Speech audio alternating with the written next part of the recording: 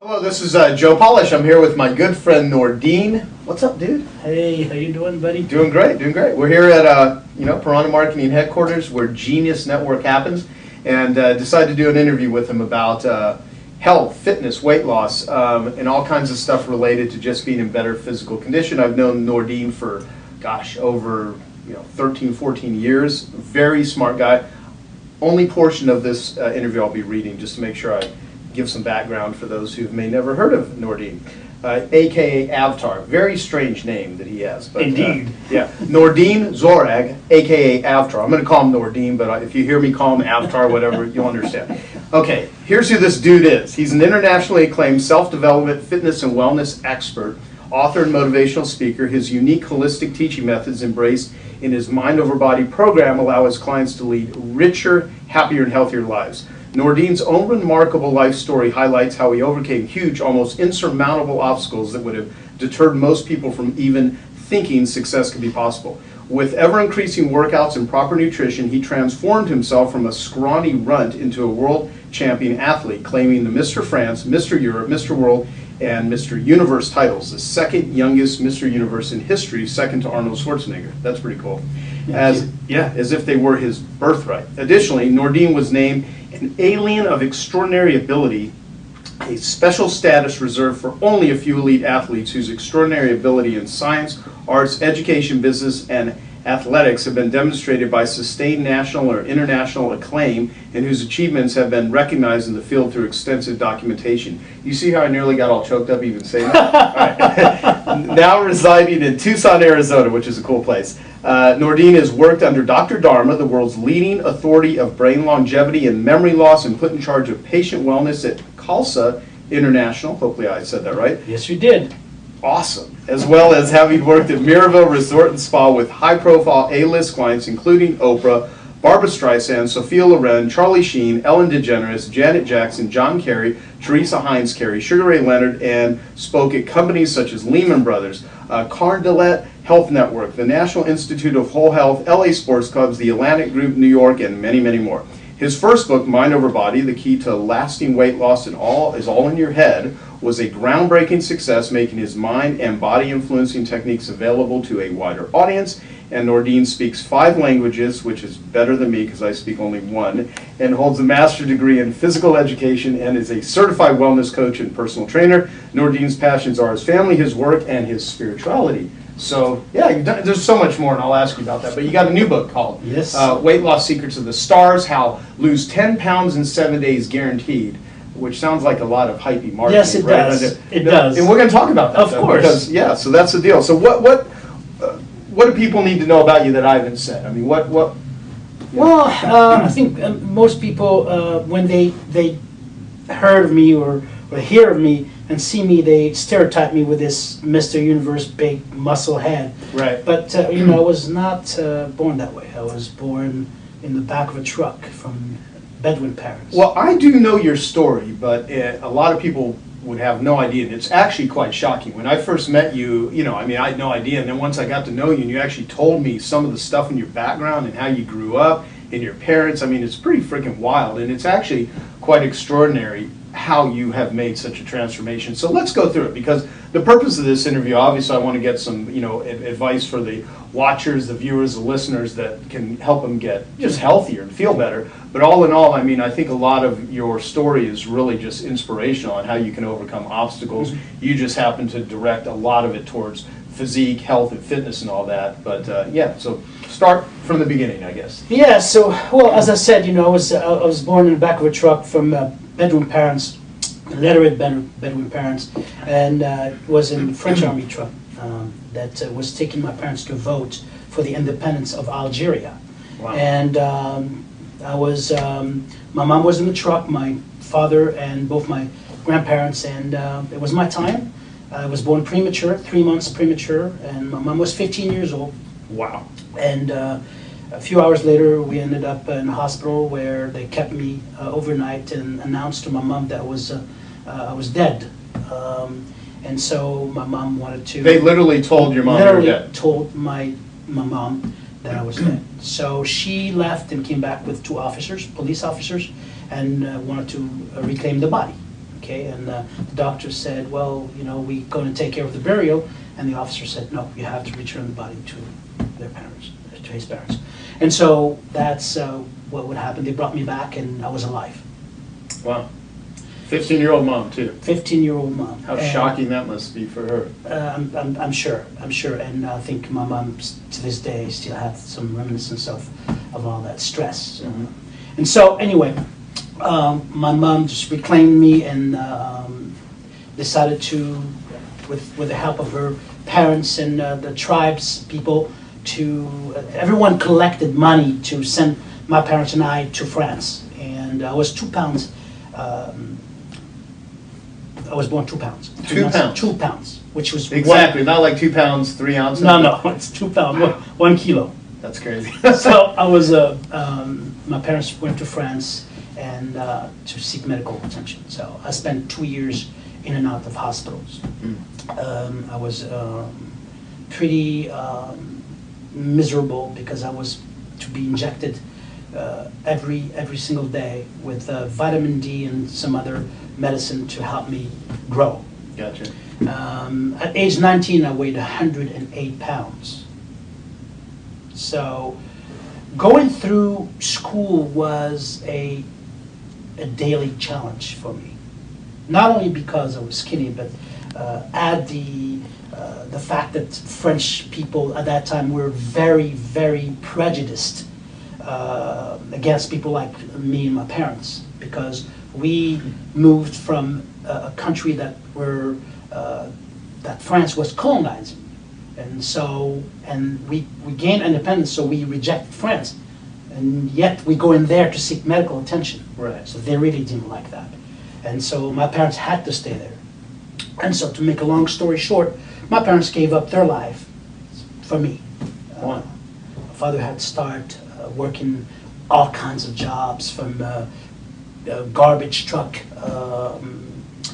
staff that was, you know, in charge of dumping the garbage, and to, you know, textile factories where he was, you know, working a job that 9 French employee would do.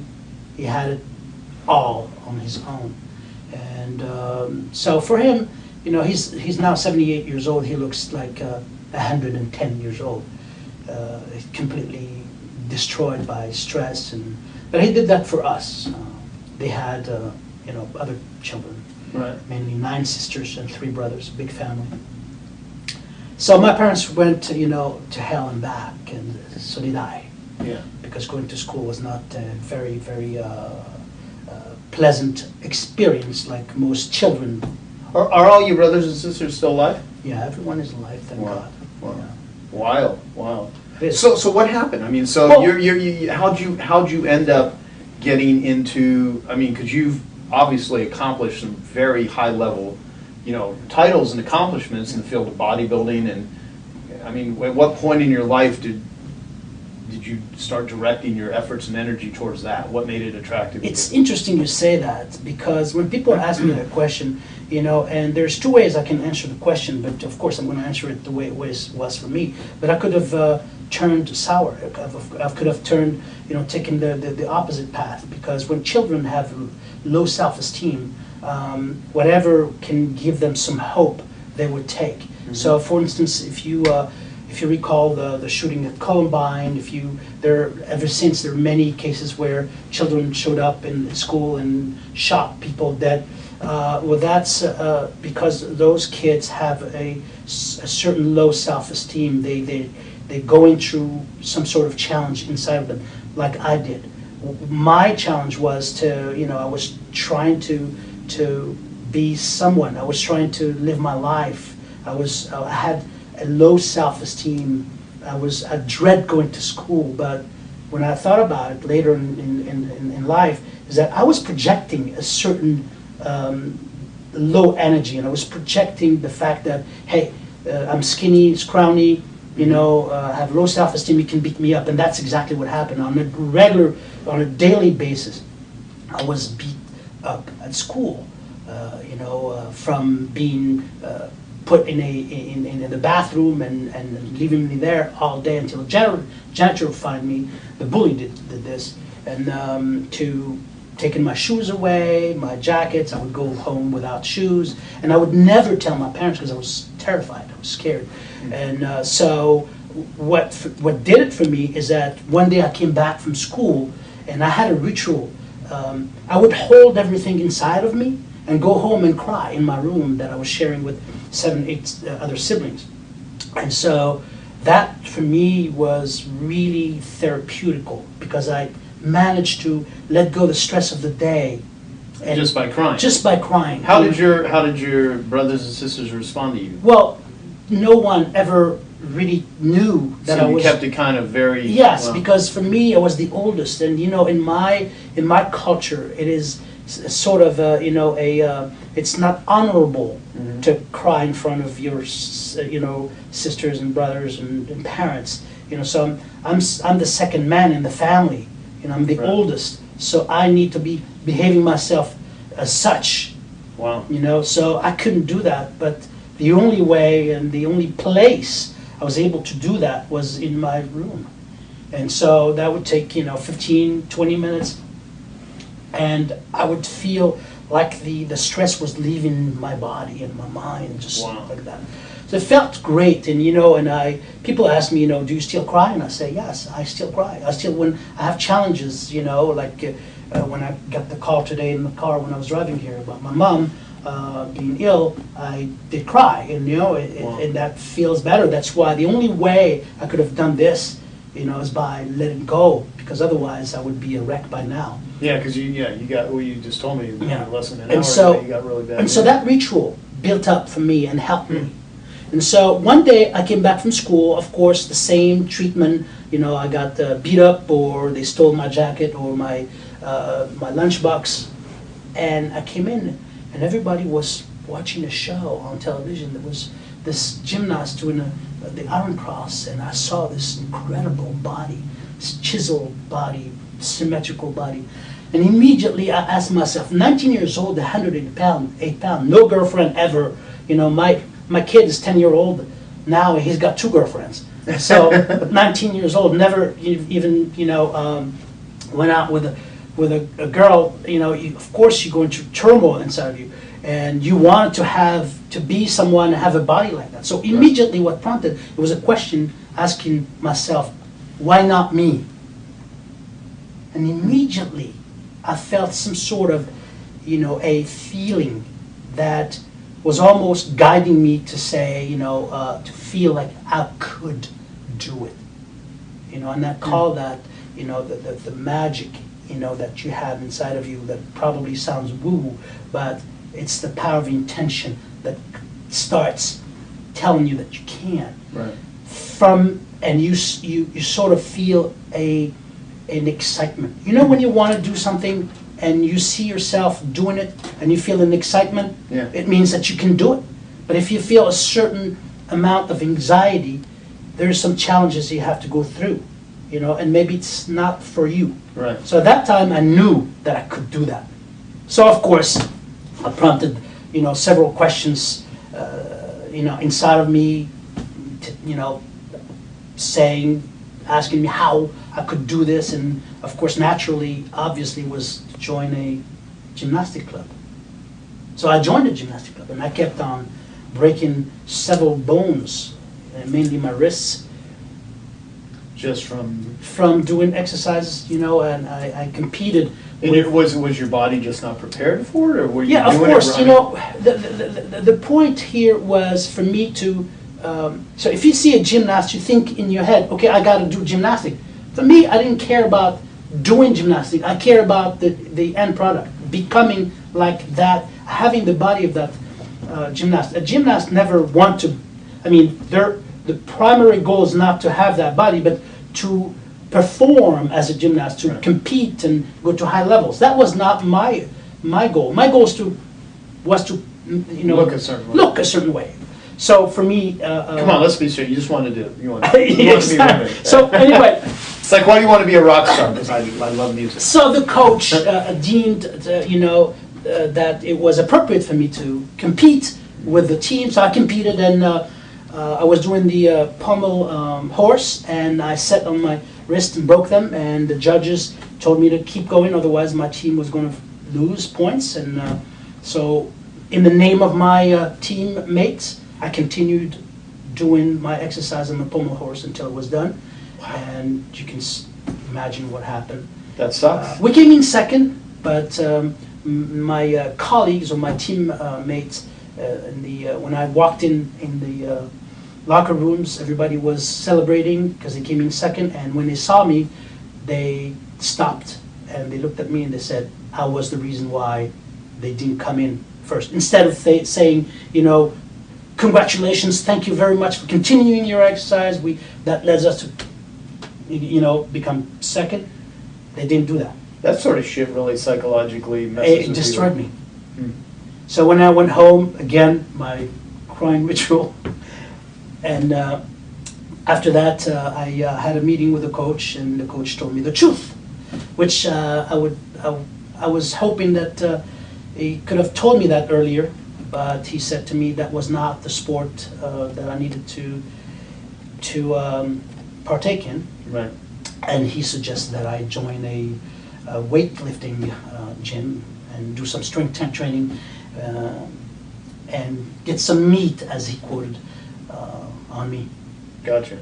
So that's how That's how you did it. Well, how long before, after you broke your wrist, did you actually start lifting weights? Because, I mean, that takes a while to heal. You know, when exactly, you know, the healing process, you know, is for me, to heal something in the body is nurturing, even in your mind, you know, depression, you know, anxiety, you have to nurture, you know, yourself. Mm-hmm. But back then I was driven, and I had a goal, you know, I wanted to become someone. I wanted to get out of misery, of being skinny, scrawny, being beaten.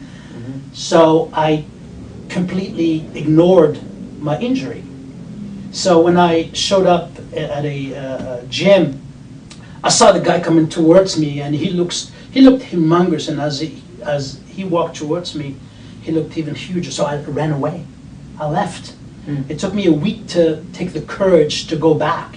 Wow. And you know, I was feeling better, but you know, if it's broke, it's broken. You cannot do anything about it. You know, and as a matter of fact, I showed you earlier. You can still see it. It's, you know. You might want to leave that watch off now. See? Yeah. See. Huh. So anyway, I started lifting, and 3 years from there, I managed to start competing. And it took me about 4 years to win the French championship, the European championship, the world championship, and the universe. But all of this was only possible by my drive, by that picture of the person I wanted to become.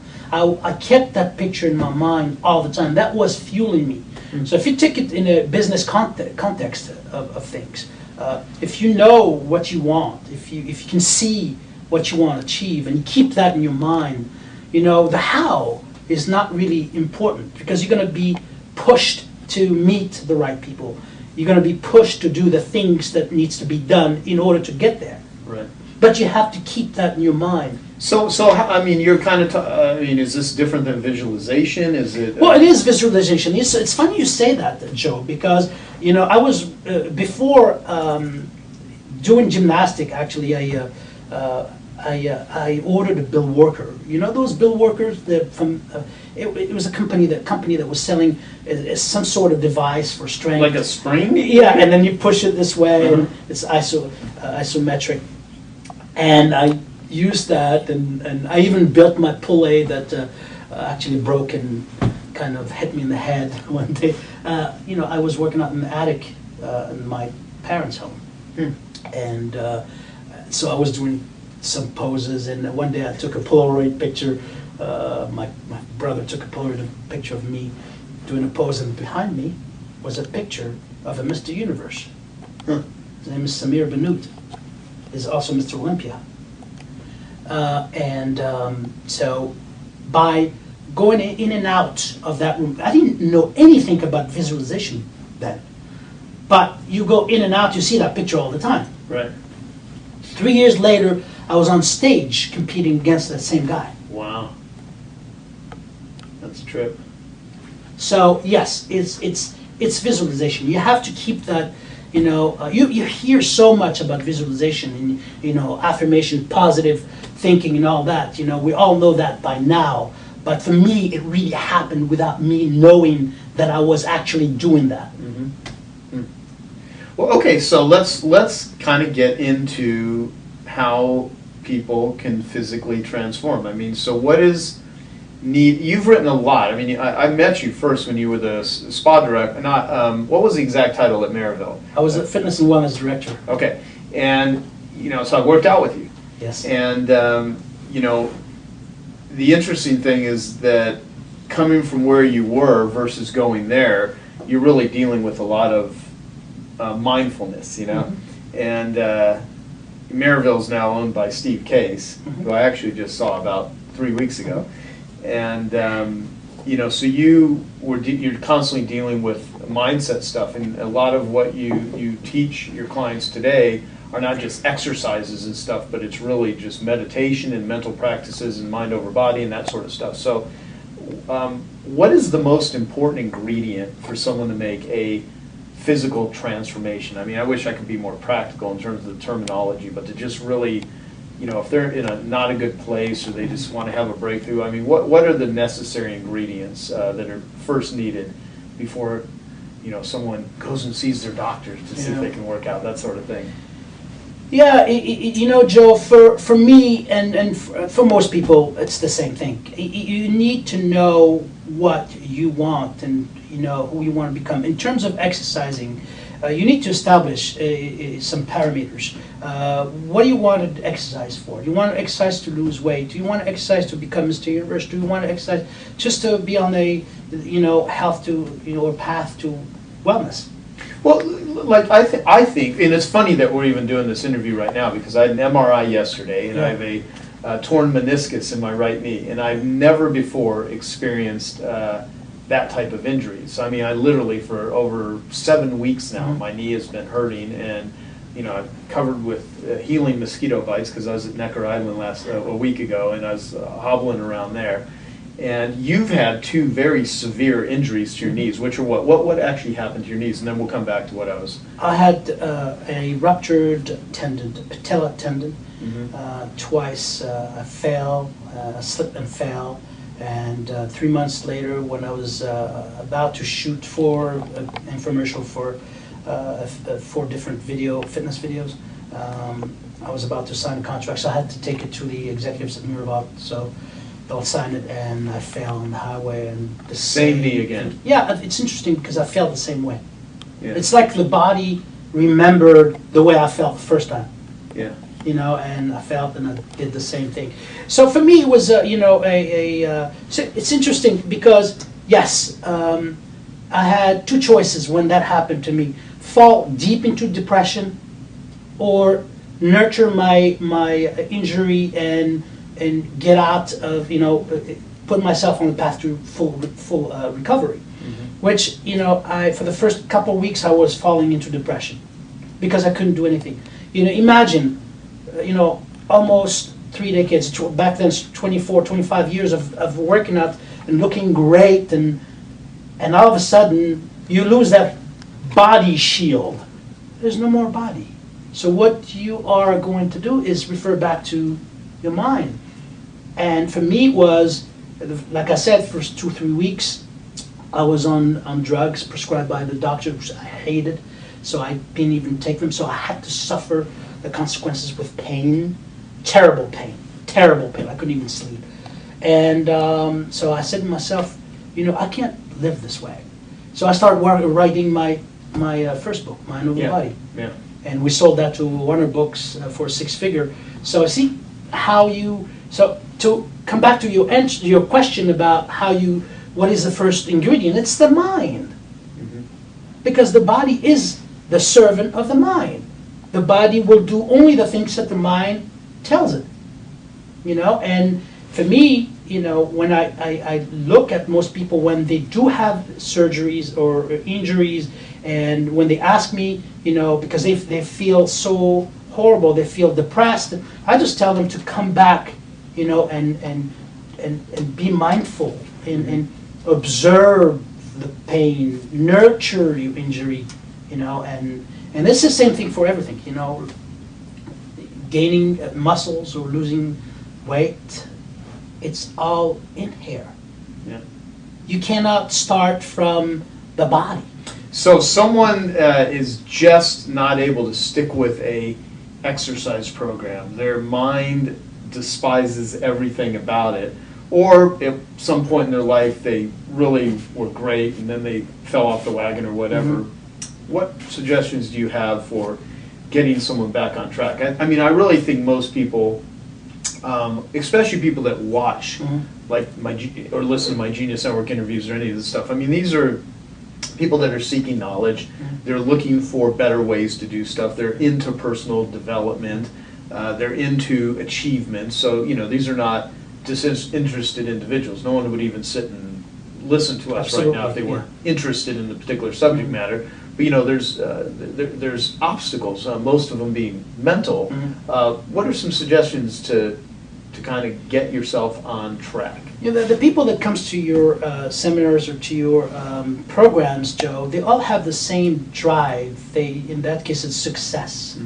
You know, money, success. It's a drive. It's the same thing for in fitness and wellness. You know, if you cannot sleep and if you are overstressed, overwhelmed by work, and you're overweight, if you don't pay attention to the symptoms, if you're not paying attention to the way you're feeling, you know, of course you're going to live that life. And I call this being, you know, in a comfort of misery, you know, being comfortable, being miserable. Right. So you have to have a drive and a certain amount of, you know, courage to get to where you really want. In the case of fitness is, okay, when I think about being thin or losing weight, or when I think about having a great body, I feel excited.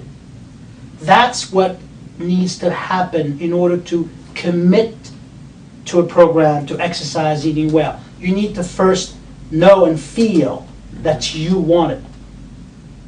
Because otherwise, you are not going to commit, because it's not telling you anything.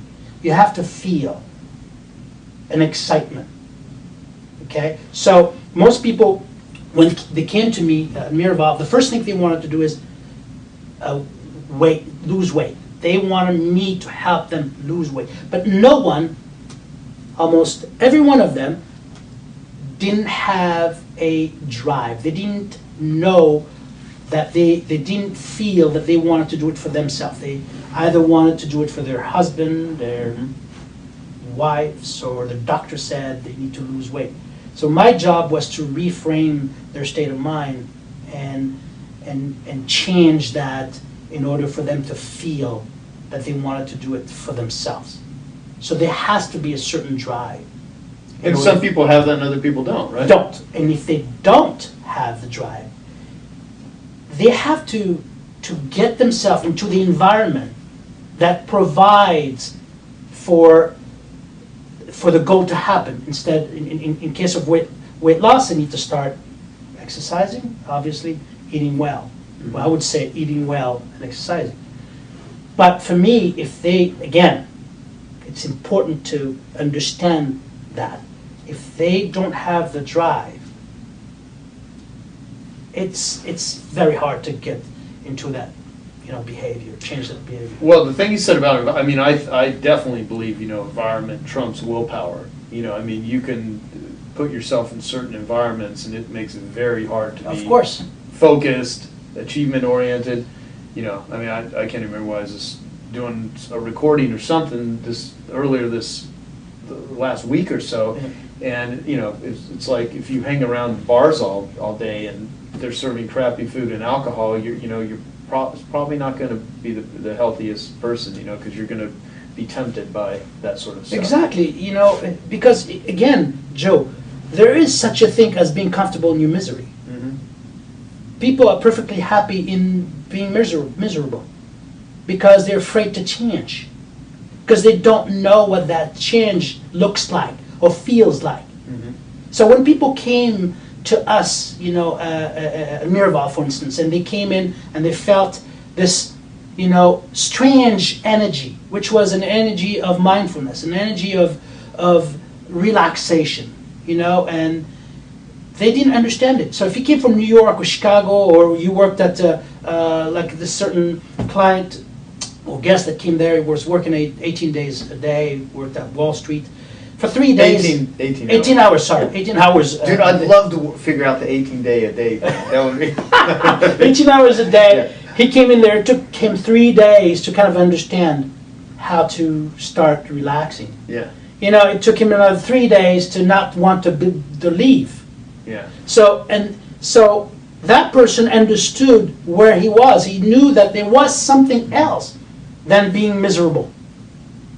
You know, and so, yes, you can feel happy being miserable. Only when you realize and you're aware that you are miserable, then you want to change that. So, to me, is if I realize that I want to lose 30 pounds, I only realized that because I was running behind my kids and I couldn't keep up. I was walking 2 or 3 flight of stairs and I couldn't breathe anymore. So it prompted questions: what am I doing? Right. These are it's almost that you have to go through drama to realize that you have to do something to get out of misery. Yeah. You know? Well, so let me ask you this, because you know, one of the things is, you know, it says lose 10 pounds in 7 days, guaranteed. Now, being in the marketing business, I'm very much understand painfully at times that you sell people what they want, you give them what they need. And that, you know, I always use the analogy of Flintstone vitamins. You know, make it taste like candy. It's a lot easier to get a kid to take a vitamin. And in a lot of ways, you play tricks on yourself, play tricks on other people to kind of get you started. And so the thing, though, is it really possible to lose 10 pounds in 7 days? And because that alone, for a lot of people, that would be like awesome. In a week, I can lose 10 pounds, and then I can keep going or whatever. So what the hell is that marketing hype, or is it possible, and what's the deal? Because I want to give some practical suggestions and, you know, weight loss. So you tell me. You said it right earlier. You know, you have to get the people in the door. Right. And if because no one wants to hear go to the gym, work your ass off, eat, you know, get rid of all the foods you love eating. I mean, no one wants to buy that one. However, is that the only way to do it? The only way to get to the path of long-lasting health and wellness is to experience result right off the bat. That's the only way that will keep you going. Not the other way wrong. You cannot keep somebody, you know, eating well, exercising every day for the next 3 months and they lost 3 pounds. Right. Yeah, that's not going to work. They'll be like, this sucks. You know, although you know, people often think of me as this mindful person who worked at Miraval, who understand that, you know, it's about being in the moment and taking your time to achieve goals and realize certain things that you want to achieve. Now, I have, before even having getting the idea of writing Weight Loss Secrets of the Stars, I was receiving on a daily basis emails and from people that were going through some horrible stories and experiences, like taking you know, pills that were dangerous, doing all kinds of stupid programs out there, and they were not even getting results. And so this one lady prompted me to write the book. She was 40 pound overweight. That's okay, you know, it's not too much, but it's 40 pounds. And she started taking those pills with ephedra, and you know, it's even, I don't even know how she got it because it's illegal. And she ended up in the hospital with palpitations. She could have had worse than that. And I said to myself, I have to help people. I have to start giving them what they are asking me and what they're looking for. In this case, it's the quick result, the quick fix. This is not a quick fix only. It starts with a quick fix and then gets you on the path to health and wellness. To answer your question, is it possible? Yes. It's only possible, however, for 7 days. Because people are following a certain nutritional plan that only allows their body to achieve a certain weight loss. After that 7 day, they cannot go beyond that. Otherwise, it reverses the results. Okay. Okay? So yes, it is possible. And hence, most of the weight loss that they will experience by doing the program in here is fat. Because we've done all the research. Damn it! I wanted to lose. I wanted to lose 10 pounds of muscle away. All the research, and we did fat composition using calipers, and and I'm talking about literally hundreds of people, and it was anywhere between 65 to 85%. Okay, so yes, and why did we call it Weight Loss Secrets of the Stars? Simply because of the reason that you said earlier. You have to get people in the door. Convince them that they can do it. Yes, in 7 days. But so how do they do it? What do they do? Well, in the program, we take them through, nutrition here is accounting for over 60%, okay?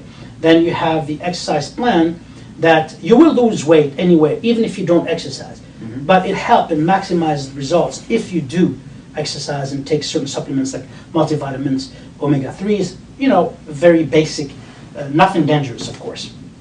And their first 4 meals are the same, and they are.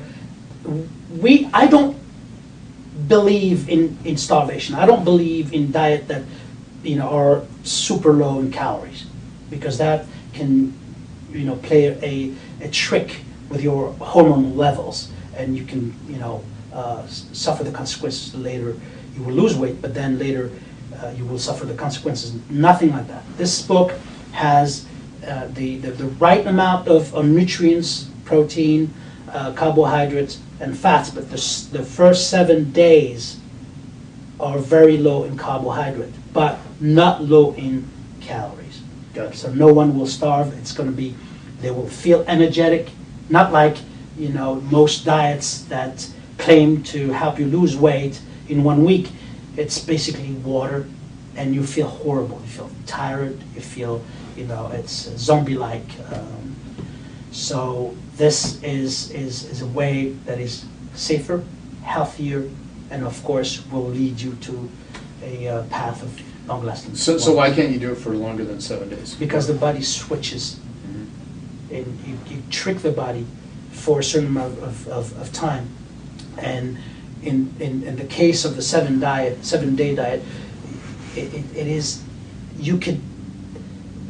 I don't recommend you do it more than that, but you could do it a couple days more. But in most cases, that reversed the fat burning, and so 7 days.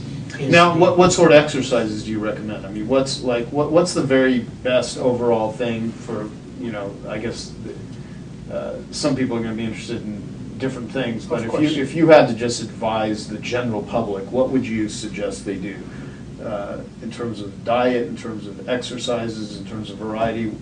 Yeah, well, exercise is just that, exercising. So do you want to work your heart? Do you want to build muscle? So all those are ways to determine what your exercise is gonna be. So if you want to lose weight, you have to combine cardio aerobic exercise with strength training. Strength training will build muscle, tone muscles, and help you burn more calories. And the cardio will help you burn calories and also work your heart. But not everyone likes strength. So they could use Pilates, they can use yoga. In this book, I have a full routine of yoga. They have exercises with weight or machines, and of course the aerobic exercises. But to me, anywhere between 20 to 30 minutes strength training and 20 to 30 minutes cardio at the end. What makes what you teach and what you do in here different than anything else that's out there? Well, I try to give people what they want. So the more you complicate people's lives, the less likely they're going to do it. Mm-hmm. You understand that? Mm-hmm. So if I have to, I could have, written about a certain modalities of exercising that is more complicated. But people don't want to do this. This is written for the general public. People that have lives. People that work. And the more stress you put, because exercising is some sort of stress. You're adding stress onto stress. Mm-hmm. What happens when you add stress onto stress? You get more stressed. Right. And if you get more stressed, your chances of giving up are higher. So when you start a diet, do you start eating healthy foods on top of the bad foods you're eating? No, you have to get rid of the foods that are not helping you, right? It's the same with exercise. You need to take your day and say, I have time to put 60 minutes. I have time to put 45 minutes in my schedule, but I have to take off this amount of unnecessary things that I'm doing in my day. So imagine if I told people to come in or created a program for people to do that was 2 hours long and more intense and more difficult. What are the chances that they would do it? Mm-hmm. Very slim. Well, how much time does someone devote to exercise? Well, it's counterproductive to work out more than 60 minutes unless you have an event that is coming up, like a marathon or a sport event, which are, there are modalities that you need to prepare for and certain modalities of exercise that you need to adapt. Like I said, 60 minutes is the maximum. By the way, I've been to the highest level in bodybuilding, and I never worked out more than 60 minutes. Never. Really? Never. So how many days a week? I was working out 5 times a week. Mm-hmm. I always take Saturdays and Sundays off. So I recommend the same thing, 5 times a week, 4 to 5 times a week, no more than 60 minutes. You want to get in and out. What if someone says, which is, the number one excuse is I don't have the time, I'm too busy. What do you say to that? Oh, it's interesting you're saying that, because I created a forum. One day I had this gentleman that had like 5,000 employees, and he bet with me $10,000 that if I found, 1 hour in his schedule, then I'll win the $10,000. Mm-hmm. There in the office. And I had a form that I created with hours and times that you dedicate for for food, for sleeping, for taking a bath, for working. And I found in that gentleman's schedule 2.5 hours. Of course, I didn't want his money, but there's no such a thing as... You shouldn't have taken it. I don't have time. It's just an excuse. No one is that busy, because the consequences of not doing it are far greater than if you were doing it. So if you are stressed and overweight and you're not doing something to prevent that or to take care of yourself, and you're not going to be performant in life. Right. Exercise is life. Movement is life. Movement gets you energized. You know what's interesting about that too, because I know there's a lot of people that were like, well, it's easy for you to say, but I have X number of kids that I'm taking care of. I have 2 full-time jobs. I'm running my own company. Blah blah blah. I was on Necker Island last week for a week, and the 4th trip that I did there. That's Richard Branson's private island, and Richard's there, and every day he is exercising. And I had asked him, even when I first interviewed him 5 years ago, I think was the first time I actually interviewed Richard. I always bring up with very successful people that a lot of people admire and look up to, productivity. So, what's your definition of productivity? How do you manage your time? What do you do? And I'm always wanting to get to the exercise portion, because I think exercise and eating right is just, it's a success ritual. I mean, it's just something that if you don't take time out for it now, you're going to take time out for it later. And he made this comment to me that by exercising every day, it gives him at least 4 to 6 hours of productive time. Now, if someone else would have said that, you'd be like, well, that sounds good. That sounds like a line that someone would say. But when it's coming from a billionaire who has 50,000 employees between his, several hundred different virgin companies, that's kind of an interesting statement, that it gives me 4 to 6 hours of productive time. And while he was there, I mean, absolutely. And there was a time where he was paddle boarding, it's like the surfboard that you stand on. And it literally an hour to another island that he owns called Mosquito Island. And he's literally out on the ocean for an hour doing this, before he actually arrives. And I thought to myself, what the hell is going through his head? What is he thinking about? It's not like he's wearing an iPod or anything. I mean, it's just him in the ocean. And and he swims every day. And he doesn't lift weights as much. I'm sure he probably doesn't. He's active. Right. But he is doing that. And so the thing is like, for him, I think one of the reasons the guy's as successful as he is because of the exercise.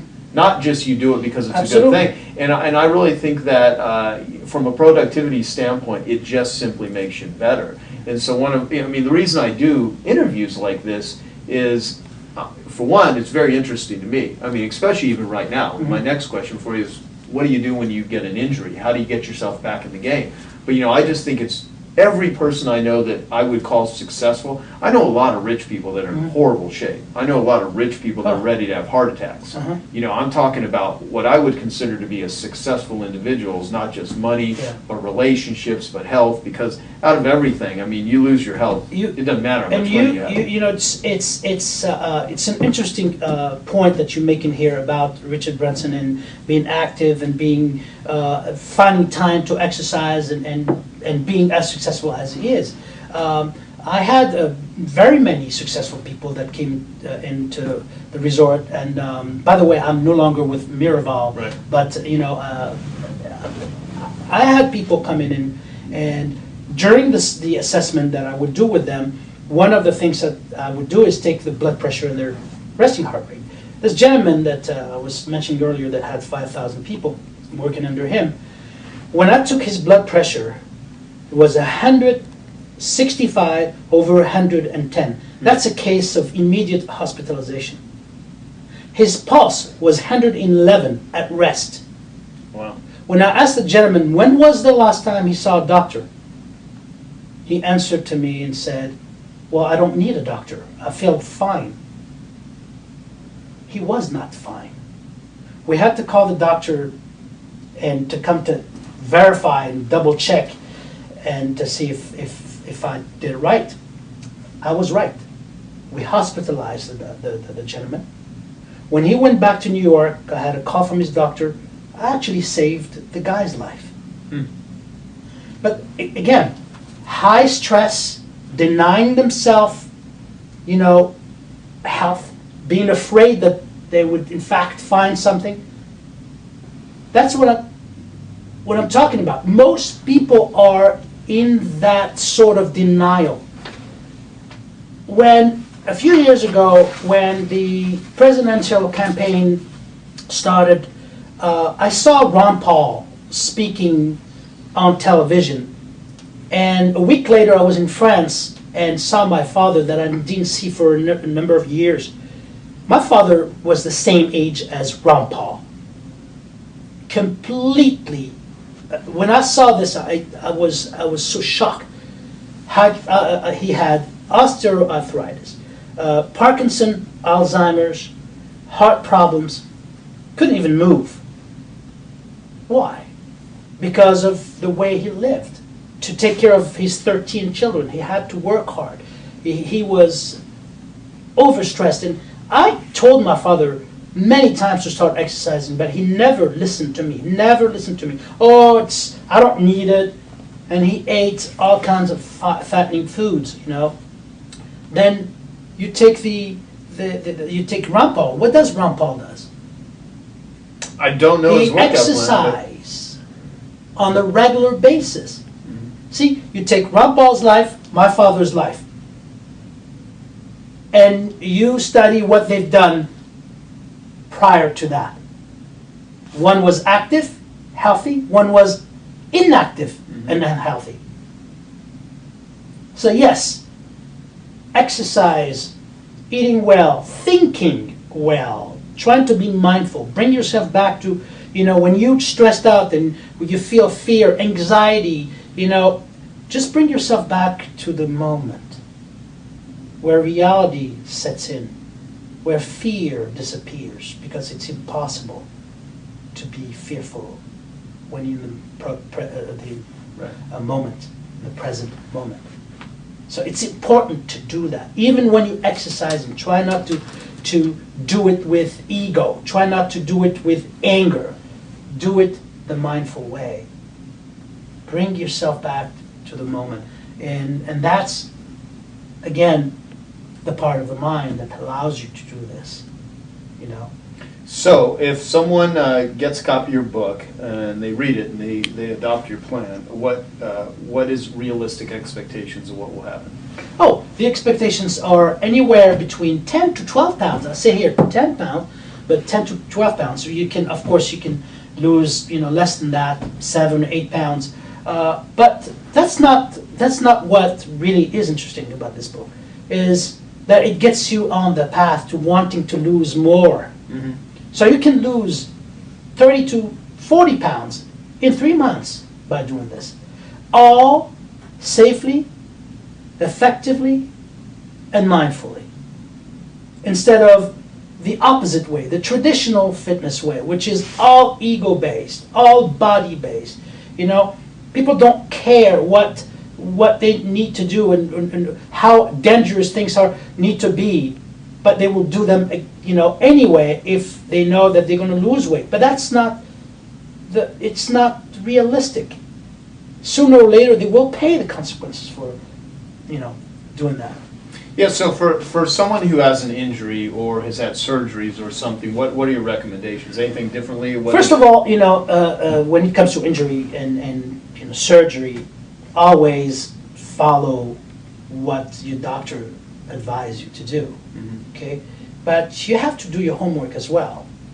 Because your doctor cannot be with you 24 hours a day. He's only going to be with you 10 minutes, 15, if that. So behavior is very important. Avoid fear. Avoid trying to heal faster than your body needs. You have to be mindful of the surgery, pay attention, nurture the surgery or the injury, nurture the injury. In my case, like I said earlier, I fell into depression for 2-3 weeks. I was going down. Where it's not good to be there. It's horrible. So when I started paying attention to my injury and nurturing my injury, I got rid of certain things that I was doing, try to heal faster. And I started to heal because I nurtured my injury. And so maybe it sounds too woo-woo, and maybe I need to give more details about what that means, what nurturing means. It's just that, nurturing. Don't get upset or angry because you have an injury. Don't try to tell your body, come on, heal tomorrow, because that's not going to happen. Give it time. Again, follow your doctor's advice and do the things that you need to be doing. Because most people, they know what to do, but they simply don't do it. Yeah. They go back to work too quickly. They want to do things that their body is not able to do too quickly. That's not the way. Pay attention. Well, last thing I'll ask you about, and then we'll have you give out a website, and, so people can follow you and get your book, which is available on Amazon. And you write about inner sizing, which is kind of an interesting term. What the hell is inner sizing? It is exercising. It's exercising for the inside of your body.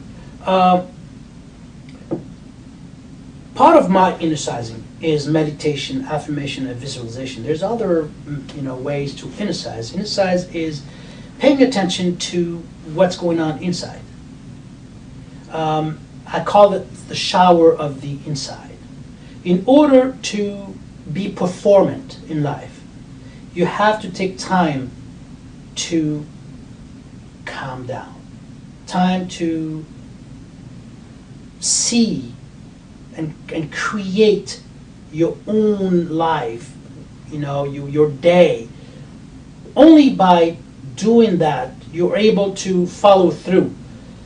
When you don't do that, your life seems to be chaotic because you don't know what needs to be done first, and you don't see how that looks like. You don't see or you don't feel how that should feel. When you take time in the morning, what do people do first in the morning, Joe? They wake up, what do? Drink go coffee, to the bathroom, get a coffee pot, or drive to Starbucks and get a big coffee mocha. By then they answered emails, text messages, phone calls, and you know what not. These are unhealthy ways to start a day. Mm-hmm. But people think it's productive. Why not start your day by, if you don't want to meditate, that's fine.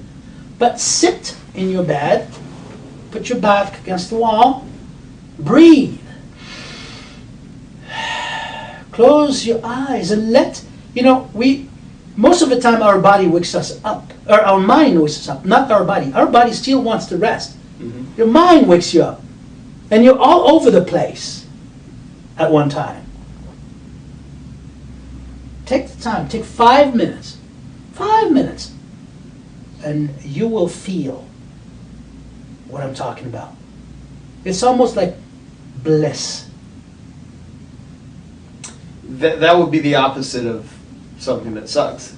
Exactly. So. But see, because I want you to understand, the people that are watching this, to understand what it feels and looks like to jump and rush into things. Mm-hmm.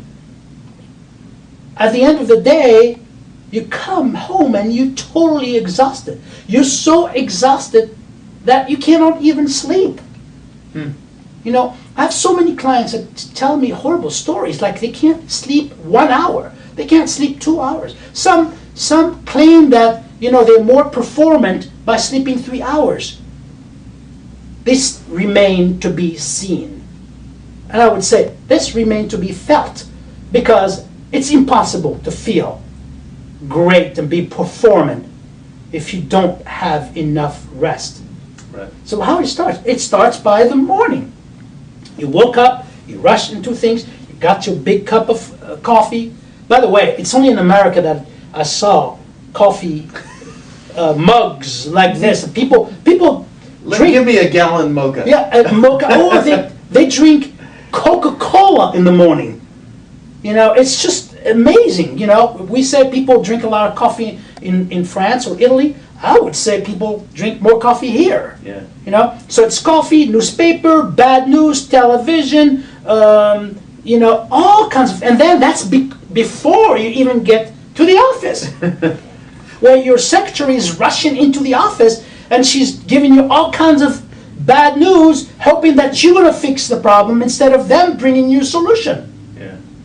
Yeah. How your brain is about to explode. Then by 12.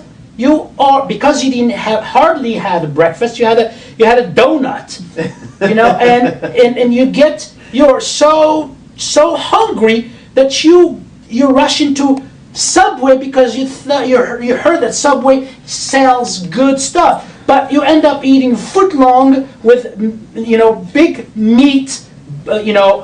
Meatballs and sauce and cheese. It's 2,000 calories with 5,000 milligrams sodium.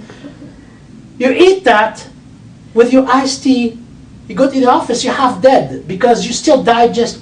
We've got people in the background here that are like laughing, so I'm thinking maybe a addition to your book, we could have some animated website or app where it's you all intensely, It's like true. freaking, But it's like true. laid out this scenario of But how it's everyone true, starts it's today. true. That alone would scare the But shit it's out true, of people. Joe. I've done research before, and I've followed people doing exactly what I'm saying. Yeah. Thinking that, people that worked in healthy environment, that were in the back offices, in the administrative office, and they would start their day with a big coffee, with a donut, and, by 12:01, they're about to devour an elephant, and then they go eat all kind of stuff, come back, they're, hyper for half hour, and then they just sleeping, they're pretending they're working. Right. Because they cannot think. It's all foggy in here.